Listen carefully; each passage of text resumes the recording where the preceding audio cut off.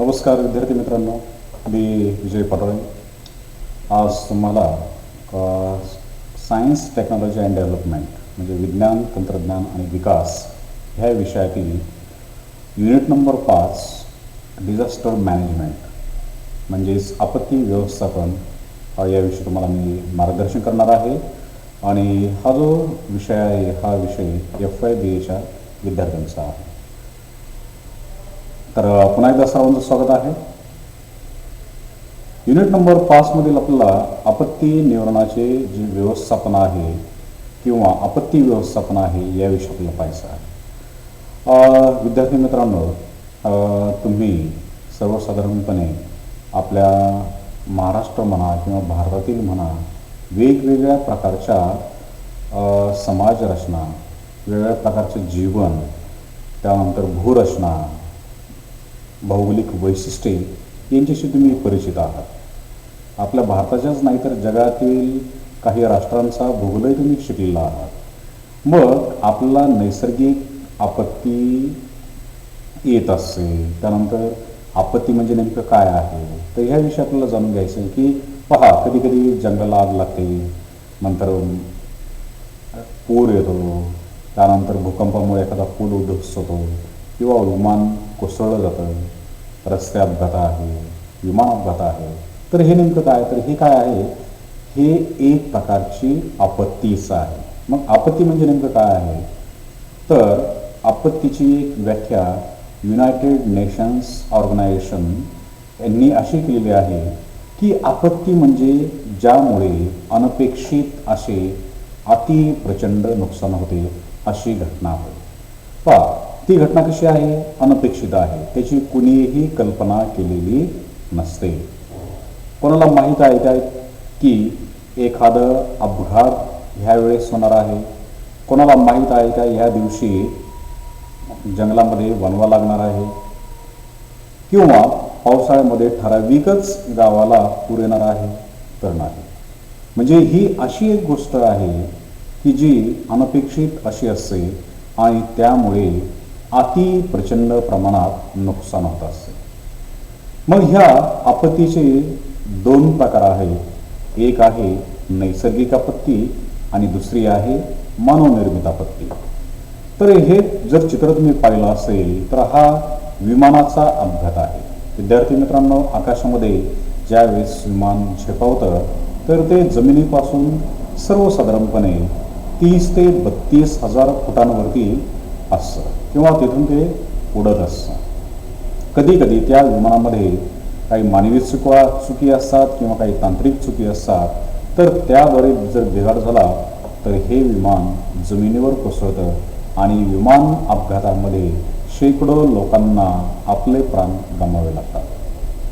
हे जर उदाहरण दुसरं तुम्ही पाहिलं तर यामध्ये पहा, एक फ्लायओव्हर आहे, इथं रस्ता आहे आणि तो फ्लायओव्हर पडला याचा अर्थ भूअंतर्गत हालचाली झाल्यामुळे जमिनीमध्ये किंवा पृथ्वीवरती ठराविक क्षेत्रामध्ये भूकंप झाला आणि भूकंपामुळे पहा आपली जी काही हानी आहे ती मानव हानी होत असते किंवा जी संपत्ती आहे त्या संपत्तीची हानी होत असते.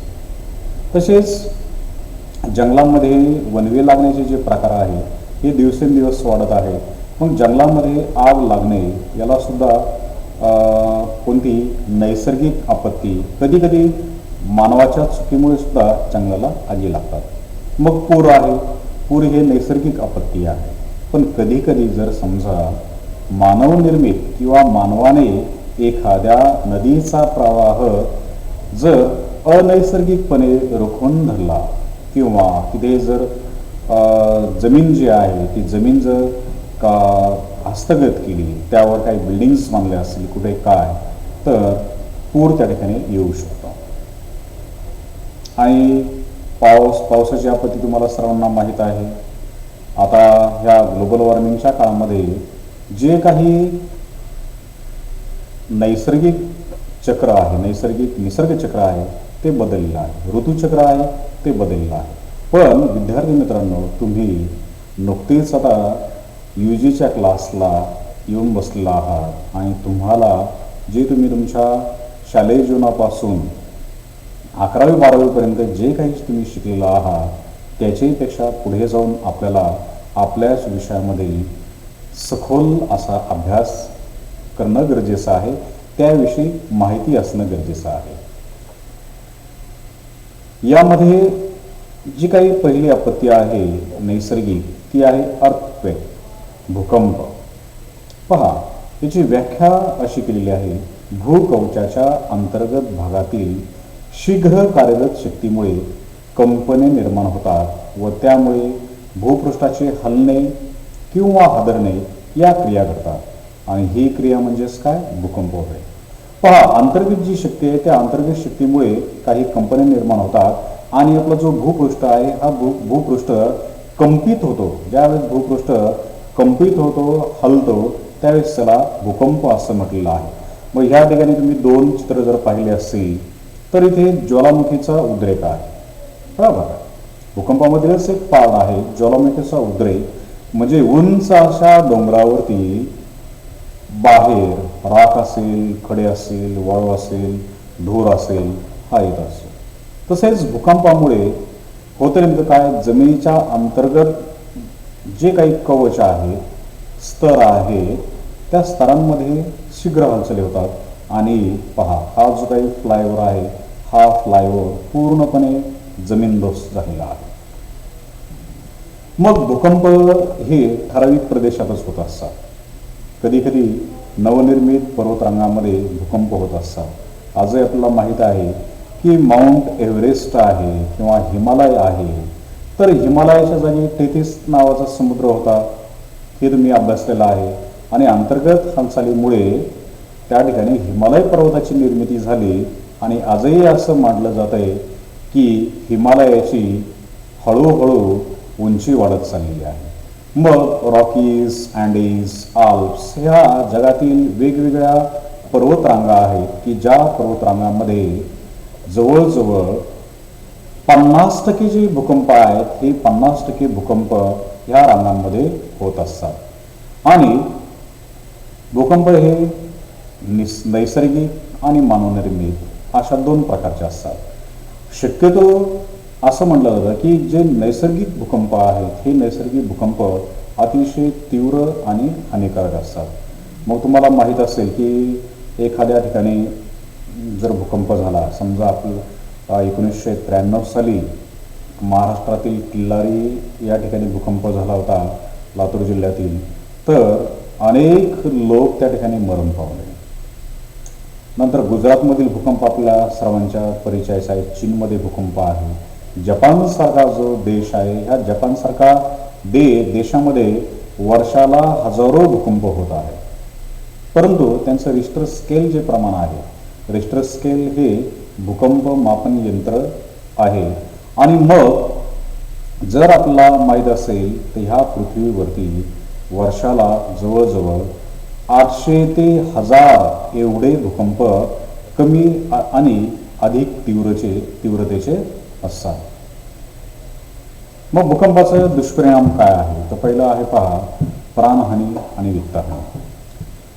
म्हणजे प्राणहानी आणि वित्तहानी म्हणजे काय, की ज्या वेळेस अनेक लोक मरतात, आर्थिक नुकसान घडतं. आणि असंच 1976 साली चीनमध्ये असा भूकंप आला, त्यामध्ये 6,55,000 लोकांना आपला प्राण गमावा लागला. 1990 साली आखाती देशातील इराणमध्ये असाच भूकंप आला आणि 35,000 जे लोक आहेत ह्याही लोकांना प्राण गमावे लागले. तसंच तुम्हाला माहीत आहे 30 सप्टेंबर 1993 आताच म्हटल्याप्रमाणे येथे सुद्धा हजारो लोक त्या ढिगाऱ्याखाली त्या भूकंपामुळे मृत्यू पावले आहे. आणि 12 मे 2008 साली चीनमधील जो सिचुआन प्रांत आहे येथे सुद्धा 69,000 लोक जे आहेत हे लोक भूकंपामुळे मरण पावले.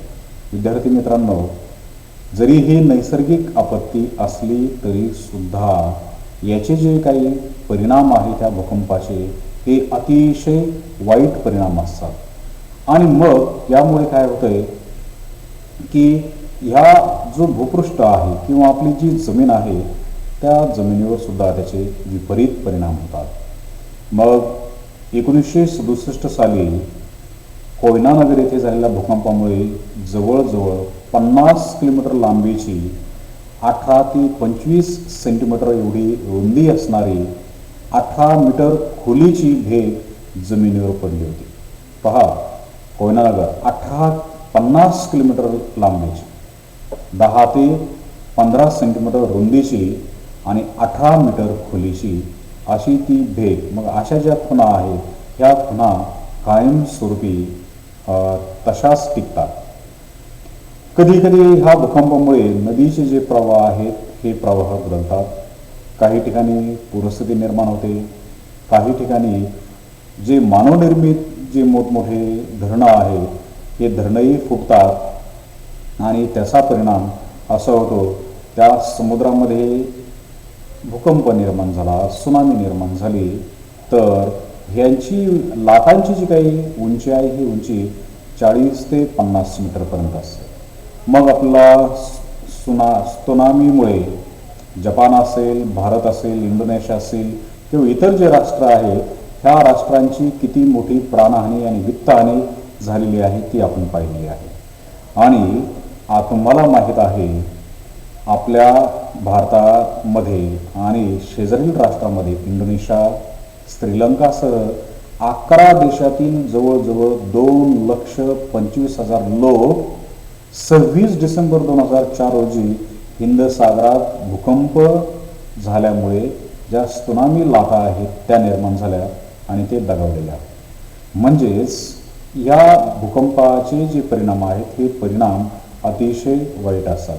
हे जे काही तुम्ही या ठिकाणी चित्र तुम्ही पाहत असतात, रहिवासी जो इलाका आहे किंवा जिथे रहदारी आहे, घर आहे, तर यावर सुद्धा ह्या त्सुनामीचा परिणाम होतो. अनेक गाड्या, अनेक वस्तू, अनेक दुकाने हे सर्व ह्या पाण्याबरोबर वाहिल्या जातात आणि ह्या समुद्रातील ज्या लाटा आहेत त्या 30, 40, 50 मीटर अशा उंचीच्या असतात. आणि हा आपला जो समुद्रकिनारा आहे हा चेन्नईचा समुद्रकिनारा आहे, तामिळनाडू या राज्याचा. या ठिकाणी त्सुनामी निर्माण झाल्यामुळे लाखो लोकांना आपला जीव गमवावा लागलेला आहे आणि त्याचा परिणाम त्या संबंधित ठिकाणी झालेला आहे. मग एक विद्यार्थी म्हणून किंवा आपण जे काही ज्ञान महाविद्यालयामध्ये घेतो त्या ज्ञानाचा आपल्या दैनंदिन जीवनामध्ये समाजासाठी, कुटुंबासाठी वापर आपल्याला करता यायला पाहिजे. मग भूकंपापासून आपण काय काळजी घ्यायची आहे तर नेहमी एक ध्यानात ठेवायचं आहे की भूकंप होत असताना कोणतीही इमारत असेल त्या इमारतीच्या आपण बाहेर पडायचं आहे आणि शक्यतो भिंतीच्या कोपऱ्यामध्ये उभं राहायचं आहे. पहा, ही सूचना अतिशय साधी आहे, सिंपल आहे, परंतु त्याचं जे काही अवलंबन आहे हे अवलंबन त्या वेळेची परिस्थिती जर निर्माण झाली तर आपल्याला करता येत नाही. आणि कधीही पहा, छतावर, जिन्यावर आणि बाल्कनीमध्ये उभे राहू नये. कारण आपल्या घरामध्ये ज्येष्ठ नागरिक असतात, लहान मुलं असतात, काही वयस्कर असतात, काही आजाराने ग्रस्त असतात. तर अशा प्रकारची परिस्थिती निर्माण झाल्यानंतर काही लोकांना सुचत नाही की नेमकं कुठे उभं राहावं किंवा कुठे उभं राहू नये. तसेच समजा इन केस जर तुम्ही भूकंपामध्ये एखाद्या ढिगाऱ्याखाली तुम्ही जर असाल, त्या दबले जर तुम्ही गेले असाल तर शक्य होईल तेवढ्या मोठ्याने इतरांच्या मदतीसाठी आपल्याला आवाज द्यायचा आहे. आणि लिफ्टचा कधी वापर करायचा नाही. घरातील वीज पुरवठा, इमारतीतील वीज पुरवठा आपण बंद ठेवायचा आहे. घरातील गॅस कनेक्शन्स टोटल बंद असायला हवे आणि एकमेकांना धीर देऊन सदैव आपण पॉझिटिव्ह माइंडने असणं गरजेचं आहे. दुसरं आपण आपत्ती पाहणार आहोत ते म्हणजे पूर. पहा, ह्या चित्रामध्ये तुम्हाला दिसलं असेल इथे ढग आहे, इथे समुद्रकिनारा आहे, वाहती नदी आहे आणि इथे धरण आहे. तर पूर म्हणजे काय पहा, पूर येणं म्हणजे अतिवृष्टीमुळे नदीतील पाण्याच्या पातळीमध्ये वाढ होणे. म्हणजे कमी कालावधीमध्ये जास्तीत जास्त पाऊस पडणे, त्याला अतिवृष्टी आपण असं म्हणतो किंवा त्याला ढगफुटीसुद्धा असं म्हटलेलं आहे. मग ह्या पुरामुळे काय होतं आहे की नदीचं जे काही पाण्याचं पात्र आहे ते विस्तृत होतं, पाण्याची पातळी वाढते आणि मग हे पाणी किनाऱ्याच्या आजूबाजूतील गावामध्ये किंवा शहरामध्ये पसरले जाते. आणि मग कधी कधी आपल्याला माहीत होतं की समुद्राच्या किनारे असणाऱ्या ठिकाणी सुद्धा याचे जे काही दबाव आहे हा दबाव जास्त पडतो आणि मग जे पाणी समुद्रात जायला हवं ते पाणी समुद्रात जात नाही, ते किनाऱ्यालगतच्या प्रदेशामध्ये जमा होतं. कदाचित तुम्ही पावसाळ्याच्या ऋतूमध्ये टी व्हीवरती वेगवेगळ्या प्रकारच्या बातम्या ऐकत असाल, वेगवेगळ्या प्रकारचे चित्र तुम्ही पाहत असाल, चित्रफिती तुम्ही पाहत असाल, तर तुम्हाला माहीत होते की पावसामुळे नेमकं काय अडचण होते. आणि आपल्याला माहीत आहे पुणे जिल्ह्यामध्ये पानशेत धरण आहे, ते धरण 1969 साली फुटलं गेलं आणि त्यामुळे शहरातील जो काही भाग होता हा भाग पूर्णपणे पाण्याखाली गेला होता. आणि मग पहा, धरण फुटल्यामुळे जास्त प्रमाणात त्या ठिकाणी पाणी झालं, पाण्याची पातळी जास्त वाढली, पाण्याचा दबाव आणि ह्या प्रकारचं जे संकट आहे ते संकट 1969 साली पुणे ह्या शहराला याचा परिणाम भोगावा लागलेला आहे. 26 जुलै 2007 ही जी तारीख आहे ही तारीख कुणीही विसरू शकत नाही, कारण एका दिवसामध्ये त्या मुंबईमध्ये 940 मिलीमीटर पाऊस पडला आणि त्या पावसामुळे घरं, प्राणी, माणसं, वाहने सर्वच्या सर्व वाहून गेले आणि सगळ्यात मोठा जो काही अनर्थ होता तो अनर्थ 26 जुलै 2007 रोजी ह्या मुंबई शहराला घडून आलेला आहे. तसेच लेटेस्टमध्ये आपण जर विचार केला तर 1919 म्हणजे मागच्याच वर्षी कोल्हापूर, सांगली या जिल्ह्यामध्ये 9 दिवसात 750 मिलीमीटर पाऊस पडला आणि आपल्याला माहीत आहे पूर्ण कोल्हापूर किंवा पूर्ण सांगलीतील काही शहरं ही पाण्याखाली होती आणि पूर्ण देशामधून, पूर्ण महाराष्ट्रामधून त्यांना जो काही मदतीचा ओघ होता हा मदतीचा ओघ जात होता. आणि मग आपल्याला माहिती आहे वेगवेगळ्या प्रकारच्या विद्यापीठामधील जे NSSचे स्वयंसेवक आहेत ते स्वयंसेवक पूर ओसरल्यानंतर जी काही काळ साचलेला होता, वेगळी परिस्थिती निर्माण झाली होती, अस्वच्छता निर्माण झाली होती, स्वच्छता मोहीम करण्यासाठी हे लोक त्या ठिकाणी गेलेला आहात. तुम्ही पण त्या ठिकाणी कदाचित गेलेला असाल. 14 ते 17 जून 2013 रोजी ढगफुटीमुळे उत्तराखंडामध्ये जवळजवळ 5700 लोकांना आपले प्राण गमावे लागलेले आहेत आणि 2018 मध्ये अतिवृष्टीमुळे 20% लोकांचं जे जनजीवन आहे ते जनजीवन प्रभावित झाले होते. आणि मग आपल्याला माहिती आहे विद्यार्थी मित्रांनो की पूर ही एक आपत्ती आहे, नैसर्गिक आपत्ती आहे आणि यामुळे सुद्धा आपल्याला मानवहानी आणि वित्तहानीला सामोरं जावं लागतं. तिसरी आहे आग. आता ही जी आपत्ती आहे ही आपत्ती मानवनिर्मित आणि निसर्गनिर्मित अशा 2 प्रकारे ही ओळखली जाते. समजा एखाद्या ठिकाणी जर प्रचंड प्रमाणात किंवा वातावरणामध्ये प्रचंड प्रमाणात उष्णता निर्माण झाली की आग लागते.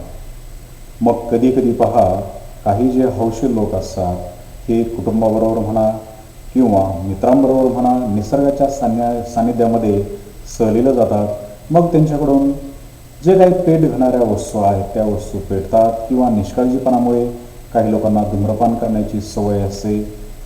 धूम्रपान केल्यानंतर ती सिगारेट, विडी तशीच न विझवता निसर्गामध्ये ती तशी फेकून दिली जाते आणि मग त्या जो काही आग आहे त्या निसर्गामध्ये किंवा जंगलामध्ये आग लागली जाते.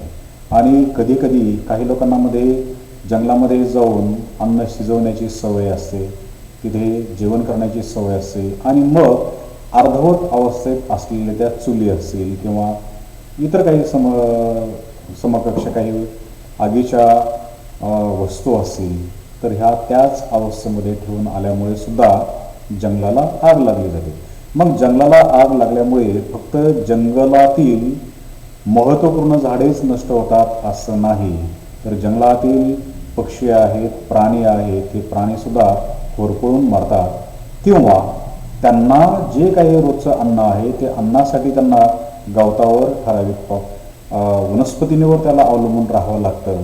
ह्या आगीमुळे ते सुद्धा भस्मसात त्या ठिकाणी होत असतं. आणि मग ग्रीसमध्ये 2007 साली अशाच प्रकारची आग लागली होती. आणि आत्तासुद्धा तुम्ही करंट पाहिला असेल की कॅलिफोर्निया असेल, ऑस्ट्रेलिया असेल, अशा कित्येक हजारो लाखो प्राणी त्या ठिकाणी ह्या वणव्यामुळे मृत झालेले आहेत. कधी कधी आपल्या घरातील स्वयंपाकघरामध्ये जो गॅस आहे ह्या गॅसचं कनेक्शन व्यवस्थित नसतं किंवा ते बंद केलेलं नसतं किंवा कुठेतरी गॅस गळती झालेली असते, हे सहजासहजी लक्षात येत नाही. परिणामी गॅस गळतीमुळे सुद्धा घरामध्ये आग लागू शकते. नंतर विमानं आहे, त्या विमानामध्ये शॉर्ट सर्किट्स वगैरे होतात आणि आग लागून हे विमानं जमीनदोस्त या ठिकाणी होतात. मग दिवाळीमध्ये आपण आपलं पाहतोय विद्यार्थी मित्रांनो की दिवाळीमध्ये सर्व ठिकाणी हा रोषणाईचा सण मानला जातो, परंतु आपला आनंद, आपला सण आपण मोठ्या प्रमाणात उत्साहाने साजरा करत असतो.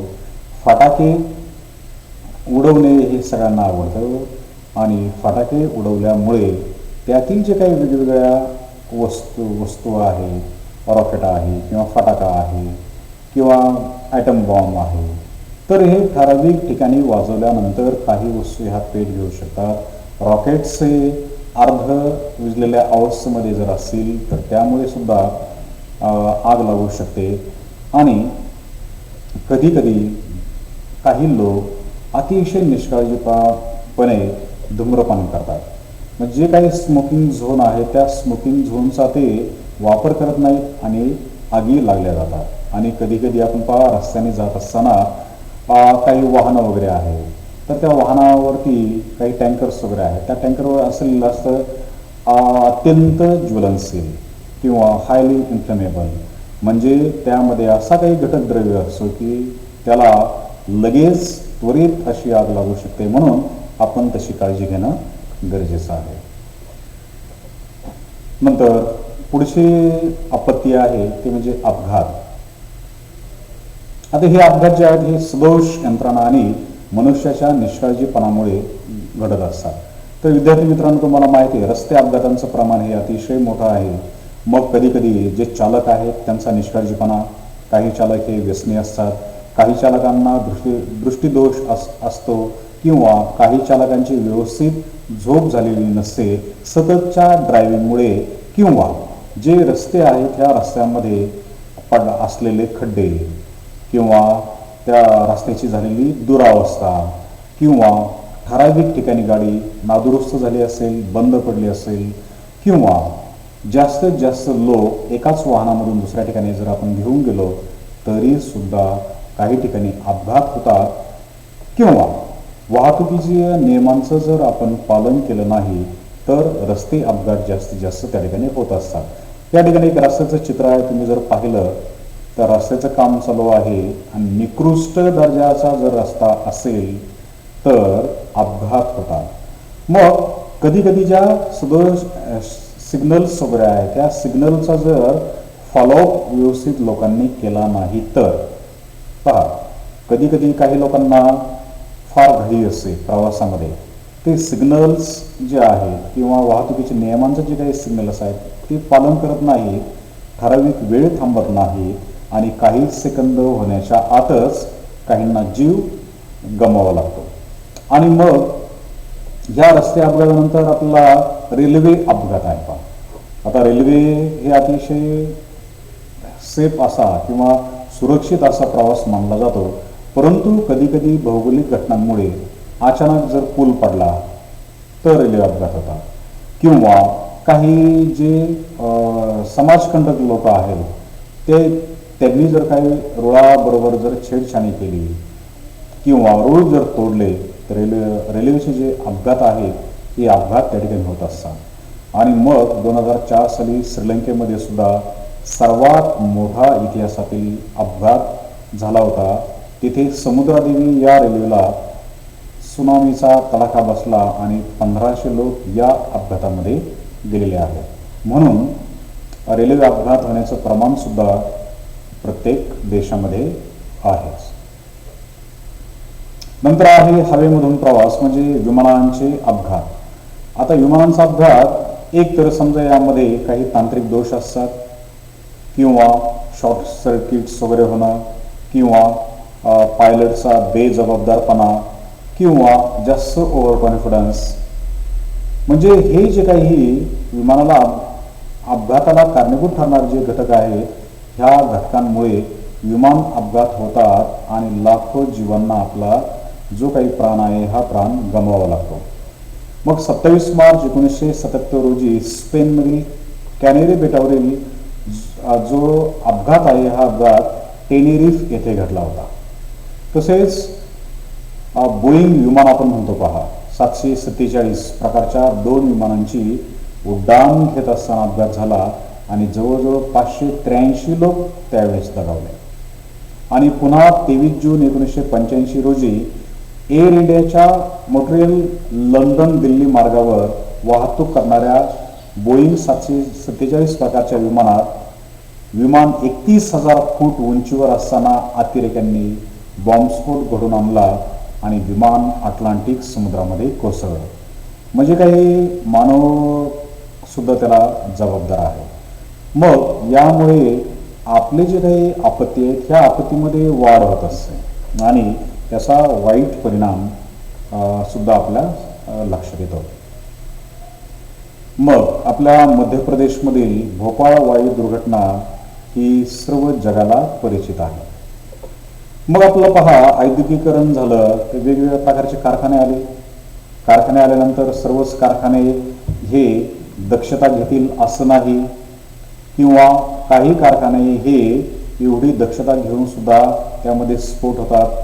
मग अशाच प्रकारे 3 डिसेंबर 1984 रोजी भोपाळमध्ये युनियन कार्बाइड या कीटकनाशक निर्मिती करणाऱ्या कारखान्यामध्ये एक घटना घडली.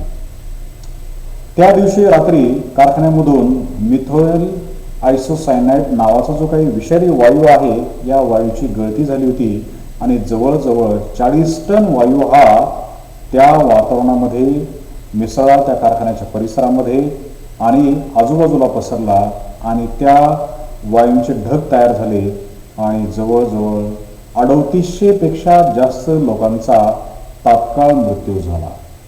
मग संबंधित जी काही परदेशी कंपनी होती त्या परदेशी कंपनीने जरी जबाबदारी घेतली असली तरी सुद्धा ह्या काही मानवनिर्मित अशा गोष्टी आहेत की त्या मानवनिर्मित गोष्टीवर आपल्याला विचार करणं क्रमप्राप्त आहे. पुढची आपत्ती आहे दुष्काळ. आता दुष्काळ म्हणजे काय, साध्या सिंपल भाषेमध्ये की ज्या ठिकाणी कमी पाऊस पडतो किंवा पाण्याचा तुटवडा निर्माण होतो तिथे दुष्काळ निर्माण होतो पहा. मग इथे जनावरांना चारा मिळत नाही, जनजीवन विस्कळीत होतं. पाणी जर नसेल तर त्या ठिकाणी कोणत्याही प्रकारचा उद्योगधंदा राहत नाही, बेरोजगारीचं प्रमाण वाढतं, महागाई वाढते आणि पिण्याच्या पाण्याचा तुटवडा झाल्यामुळे लोक एका जागेवरून दुसऱ्या जागेवर स्थलांतर करतात. दुष्काळ ही अतिशय मोठी अशी आपत्ती मानली जाते. मग यातले काही प्रकार आहेत, वातावरणीय दुष्काळ, नंतर दुसरा आहे जलीय दुष्काळ आणि तिसरा आहे कृषक दुष्काळ. मग वातावरणीय दुष्काळ हा काय आहे, कमी पर्जन्य किंवा शून्य पर्जन्यामुळे हा दुष्काळ उद्भवतो. कधी कधी जो उन्हाळा आहे हा उन्हाळा चिरकाल म्हणजे बराच वेळ टिकल्यामुळे दुष्काळ सदृश्य परिस्थिती निर्माण होत असते. आणि जलीय दुष्काळ म्हणजे काय की कधी कधी जमिनीत पाण्याच्या पातळीमध्ये अतिशय घट होते. म्हणजे ठराविक जमिनीखाली पाणी असतं, पाण्याची पातळी असते, परंतु त्यामध्ये मोठ्या प्रमाणामध्ये घट झालेली आपल्याला दिसून येते. कृषक दुष्काळ जो आहे यामध्ये जमिनीमधील आर्द्रतेच्या प्रमाणात मर्यादेपलीकडे घट झाल्यावर अशा जमिनीत पीक उगवत नाही. म्हणजे आर्द्रता जी ह्युमिडिटी असते, ह्या ह्युमिडिटीची जी लेवल आहे ती लेवल बदललेली असते, त्यांनी लिमिट क्रॉस केलेलं असतं आणि मग ती उपजाऊ जमीन राहत नाही. मग आता हे आपण सर्व प्रकार पाहिले. आता आपल्याला एक प्रकाश टाकायचा विद्यार्थी मित्रांनो की आपत्ती व्यवस्थापन आणि भारत. तर भारताचा जर विचार केला तर भारताच्या एकूण भूभागापैकी 60% भूभाग हा भूकंप प्रवण क्षेत्रामध्ये येतो आणि भारतातील 4 कोटी हेक्टर क्षेत्रास पुराचा धोका आहे आणि 68% भूभाग हा येणाऱ्या भविष्यामध्ये कधीही दुष्काळाच्या तडाख्यामध्ये सापडू शकतो. आणि भारताला जी काही किनारपट्टी लाभलेली आहे तर त्या किनारपट्टीच्या नजीकच्या 3 लाख चौरस किलोमीटर क्षेत्राला कधी पण वादळाचा सामना करावा लागू शकतो. मग भारताच्या भौगोलिक दृष्टिकोनामुळे किंवा भौगोलिक वैशिष्ट्यांमुळे भारताला वेगवेगळ्या आपत्तींना सतत तोंड द्यावं लागतं. मग आपण आता रत्नागिरीचं पाहिलं असेल, ओरिसा वादळाचं आपण पाहिलं असेल. हे सर्व ज्या गोष्टी आहेत ह्या सर्व गोष्टींमध्ये भारताला धोका आहे आणि म्हणूनच मग भारतामध्ये 2005 साली आपत्ती व्यवस्थापन कायदा जो आहे हा कायदा अंमलात आणला आणि राज्यस्तरीय जसं राष्ट्रीय स्तरावर तसं राज्यस्तरीय आपत्ती व्यवस्थापन कक्ष वेगवेगळ्या ठिकाणी स्थापन केले गेले आणि त्याचा परिणाम असा होतो की जे राष्ट्रीय बचाव अधिकारी आहेत ते हे सर्व या सर्व गोष्टीचं संचलन आणि नियमन तसेच नियंत्रण करत असतात. आणि तुम्हाला माहिती आहे 11व्या वित्त आयोगाच्या शिफारशीने प्रत्येक राज्याने स्वतंत्र आपत्कालीन निधी जमा ठेवला पाहिजे असं त्या ठिकाणी मत मांडलेलं आहे. मग आपले ही मुंबई आहे, मुंबई महाराष्ट्राची आर्थिक राजधानी आहे. मग ही जी मुंबई आहे ही मुंबईमध्ये मंत्रालयाच्या 5व्या मजल्यावरती अत्याधुनिक सोयीसुविधांयुक्त आपत्कालीन कक्ष 21 जून 2007 रोजी सुरू करण्यात आलेला आहे. तर एक विद्यार्थी म्हणून, एक विद्यार्थी शिक्षक म्हणून किंवा तुम्ही ज्या समाजाचा घटक आहात किंवा ज्या भारतामध्ये तुम्ही राहता तर आपल्याला ह्या सर्व नैसर्गिक मानवनिर्मित आपत्तींची ओळख असायला हवी आणि त्याच्यापासून आपण कसं आपला स्वतःचा समाजाचा बचाव करता येईल हे सर्व शिकलं पाहिजे. आपत्ती व्यवस्थापनाचे धडे आपण गिरवले पाहिजेत आणि निश्चितच याचा जो काही अवेअरनेस आहे हा अवेअरनेस आपण आपल्या समाजामध्ये निर्माण केला पाहिजे. तर विद्यार्थी मित्रांनो धन्यवाद. ह्या लेक्चर्समध्ये तुम्हाला काही डाऊट्स वगैरे असेल, शंका असतील तर माझा संपर्क नंबर आहे, ईमेल ID आहे. तुम्ही यावर मला डायरेक्ट संपर्क करू शकता आणि अधिक माहितीसाठी तुम्ही इतरही रेफरन्स घेऊ शकता. धन्यवाद विद्यार्थी मित्रांनो.